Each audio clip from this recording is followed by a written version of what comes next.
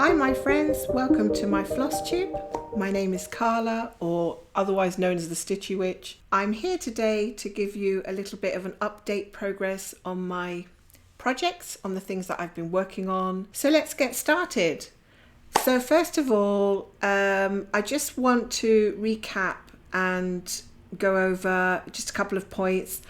I have been working mostly on focus pieces. I haven't been really working that much on, I haven't been like rotating everything and doing lots of different changes of projects. I've been focusing mostly on just 3 or 4 projects, I think. Well, mostly 2, and then I've been doing little bits of the other couple of projects. I think I really wanted to kind of narrow down my focus, and since I did that, I have been feeling a little less stressed about getting, things done all over the place. That could change because sometimes I do feel like I miss some of the other projects, but I think that's always going to happen. I think if you have a project that you're working on and you put it to one side, you tend to start feeling like you miss it anyway. Even if you know that you're going to get back to it at some point, it's still something that you feel like you're missing. But yeah, apart from that, I've been trying really hard just to focus on a couple of things and not be sort of flitting around, which does again take a bit of getting used to. So let's see, I've mostly focused on my HAEDS, and I've worked on one other chart that isn't a HAED because I like to just have that variation of not just doing the full coverage charts. So let's get started. The one that I've mostly focused on, and which is actually my focus piece, so I can't really avoid it, to be honest, is my Riverwalk charm, which I'll put up a picture here of what it looked like, when it'll be finished, and also what it looked like, pardon me, at the end of January. And I'm sort of working all the way along the top on this chart. It is 25 count, and I'm doing 2/1/10 stitch. And the section of this chart that I've actually got the most progress on, gosh, it's difficult to fold these supersized, huge canvases. The part that I've really got the work on, oh, sorry if the lighting is a bit crazy. I'm right in front of the window here. This section here, where you see the blue, I have actually completed more of that, and the white, or just off white, that's beside it. I've got that completed, and working my way along here as well. So I'm getting a lot of that done as well. And it's really going well. I hit the end a while ago, back in December, and yeah, that was nice to actually just get to the end of the chart. So sort of working in little blocks here and there, not consistently in one direction or the other. Like I'm not always going just vertically or horizontally, just, I don't know, just kind of moving along as you would imagine. And yeah, it's going well. This area here is like completely crazy. It's completely crazy. It's just such confetti. But I figured that if I just get on and do it and don't, try to avoid it, it's probably best. Because if you start trying to avoid areas of the chart, then it's more likely not going to get finished, I think. Because what will happen is that you suddenly think that you're going to do all the interesting parts first, and then when you're just left with like the really bad confetti areas, that's when you really just you start avoiding it and don't get back to it. It doesn't actually get finished. So yeah, it was a good idea to just decide to do whatever part of the chart I need to do and not be worried about the confetti. So that's what it looks like in whole. It's quite stunning, and I'll bring some part of this closer for you to see. I really love showing this to people. They're always so impressed with this. It just looks like a print, doesn't it, of some kind. And as you can see, 2/1/10 stitch. Can you actually tell that that's tented? Because you're going to be looking at it on the wall way back, like way back, and you can't see what stitch that is, can you? So you can't see what stitch that is. So it's really gorgeously vibrant.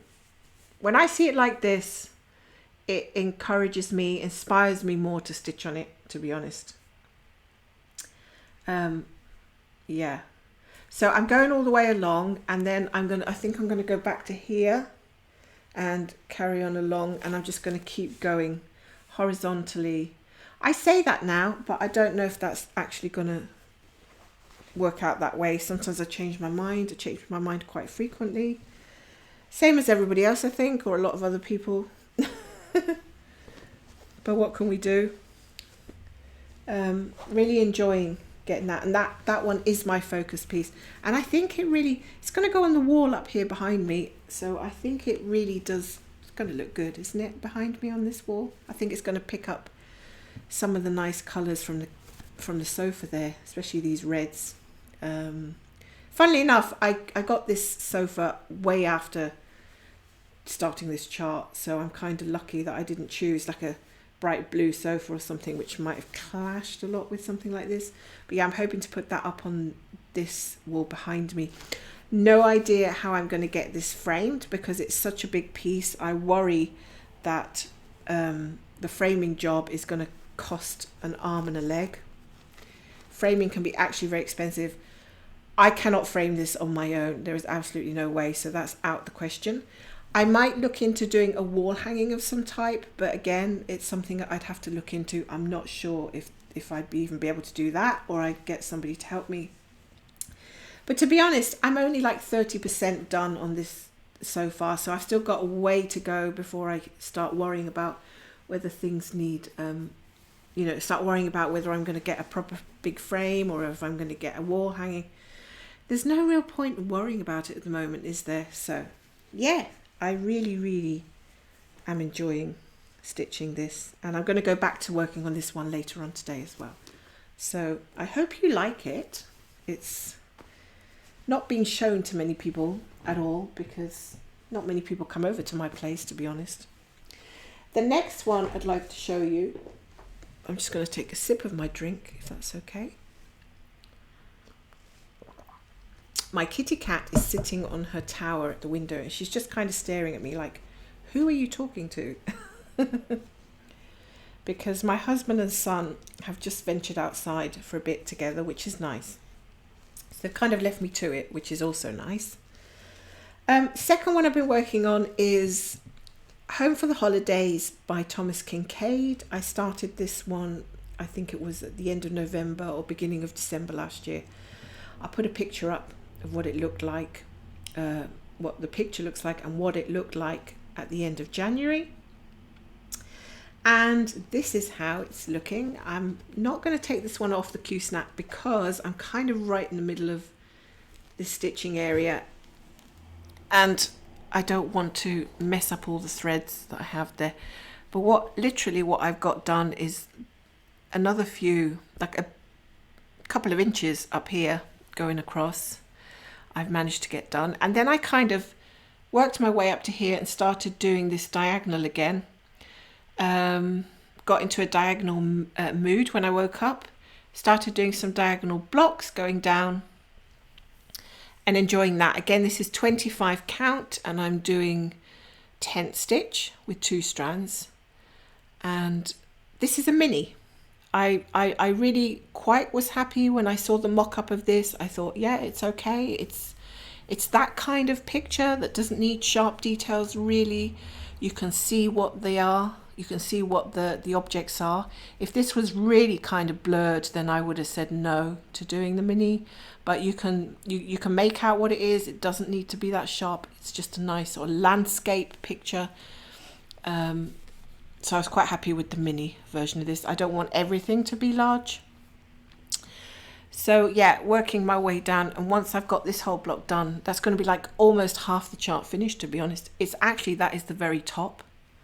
I don't have to go any higher, and then I'm going to work along this way. So I'm loving these gorgeous colours here. They're really nice, kind of lilac, mauve, purples and dark greys. Really very, very nice.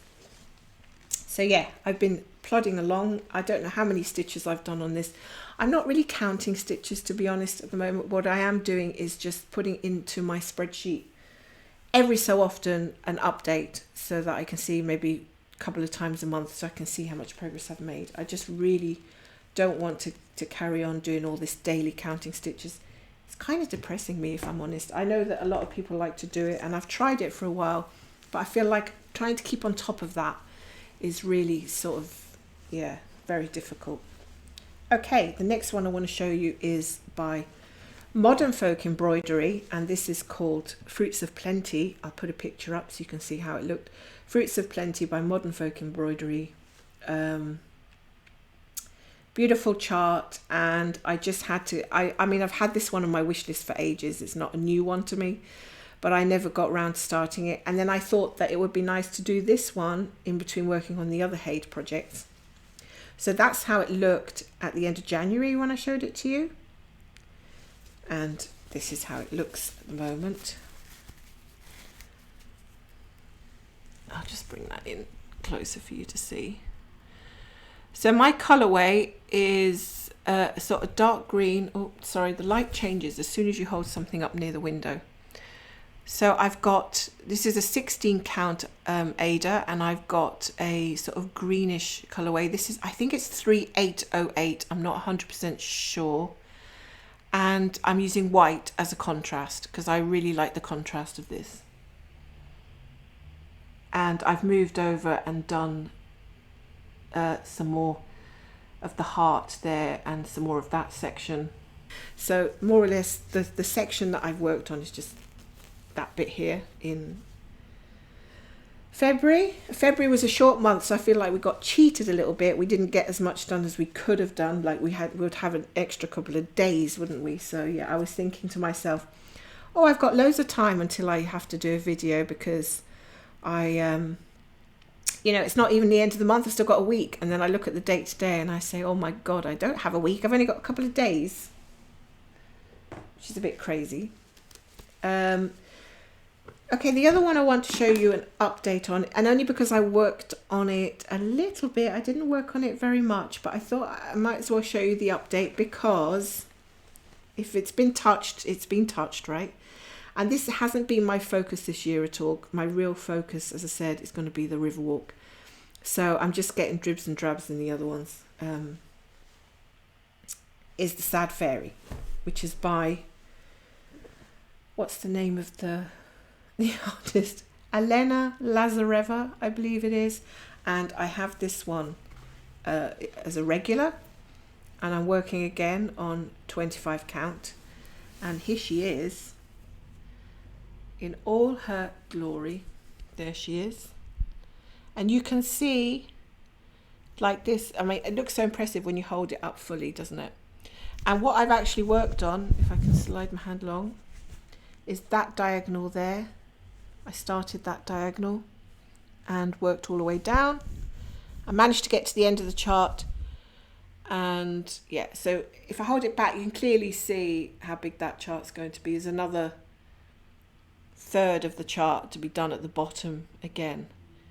It's so impressive looking though. I love the purples in this. I think it looks gorgeous. I don't know where I will hang this one. I think it'll look, thing is, I like them all so much. I want to hang them all in my living room, but I think this one might be a nice bedroom one actually. Nice and tranquil kind of chart. So that one's shaping up and coming along nicely. That's all I've really touched in February. I haven't really done much else. Now I think going on into March, again, I want to try and keep my focus on the Riverwalk, even though sometimes I feel like I get, you know, every so often I get this idea that I just go bring out one of the others that you've got away, or start a new chart, and I have to just get rid of those thoughts, because that has been my problem to begin with, is just starting, and then not feeling like I'm coping with so many at once. So I have to kind of avoid, you know, the temptation. I just need to avoid the temptation. So a couple of weeks ago, I put up a video, very, very small video, showing you a fully finished object, and it's called Aurora Cabin, and I have that framed. I have not put that up on the wall because my husband needs to do it, and yeah, I need to book an appointment with him to get that done. But it will get there. It will go up at some point. So if you didn't get to see that little video, I can always show you it again because it hasn't been put up. And here it is, Aurora Cabin. And again, I apologize for the glare, so I'll have to turn it sideways for you to see how gorgeous is that. Now, I don't know if that's going to really work in this room, again, because of the sofa being red. I'm all funny about colours and things matching and working together. However, on the other side, this is quite a big room that I'm in, actually. It's not a small room, so it could work on the other side of the room. The frame that I got has a little bit of a gold trim there, which I think brings out this lovely tone, the lovely tones in the cabin there. So this one is going to go on the other side of the room. Riverwalk's going to go above the sofa here, and I think that's going to work really well. So yeah, because like we haven't been living very long in this place, so we've still got some decorating to do. We've still got quite a bit of stuff to get done, hanging up pictures on the walls, you know, general stuff that you do, decorating. We've got all our furniture in, which is great, and it's nice and homely, albeit a little bit cold. This place is a very old building, and it's a Victorian type building. The ceilings are 13 feet tall, so I can't reach the ceiling unless I get on a ladder, and I'm not that keen on going onto a ladder, so my husband has to change all the light bulbs in the ceiling. But yeah, so it's nice to come to a new place and have all that wall space, you know, brand new, that you can decorate, put your own stamp in. I think that's a nice thing. The only thing is that I can't stitch fast enough that I can get some lovely things put together that I can actually put up on my walls. Otherwise they would be full up by now, like completely full, I'm saying. So it's just as well that it takes a few years to get things done, or I would run out of wall space in like 10 minutes. So that's my projects that I have done for the rest of this month. There's not much else news that I can give you. It's been cold still. We haven't had a lot of sun again. It's actually really chilly this weekend.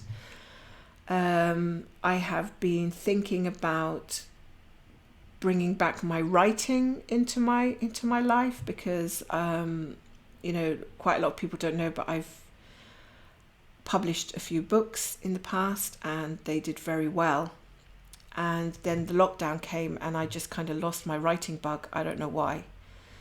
And then that's when I found the stitchy bug. That's when I found my stitching life.